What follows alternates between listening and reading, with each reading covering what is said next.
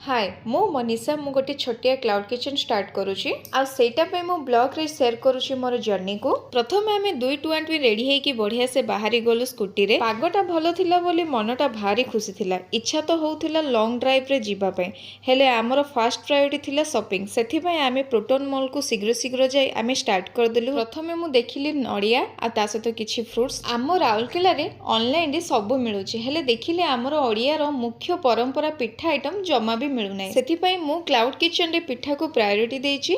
आमर दशहरा रे पिठापणा सबु घरे करंती, किंतु जो माने घरे नाहंती सेमानंको पई काकरा, आड़िसा, मंडा पिठा आ पोड़ पिठा ए सब आइटम आपण माने पाई परिबे। शॉपिंग करू करू ता भितर मु गोटे बढ़िया यूनिक आइटम देखिली। एठी देखंतु केते बढ़िया क्यूट पर्स सहित केते बढ़िया ब्रेसलेट हेची। देखंतु एते कथा हैला भितरे मोर क्लाउड किचन रो ना कोन कहिनी। जदि आपण माने जानिबेनी तो ऑर्डर केमिति करिवे। तो मोर क्लाउड किचन रो ना होची गलू क्लाउड किचन। आउ जमा भी लेट करनी, जल्दी जल्दी ऑर्डर करंतु। धन्यवाद।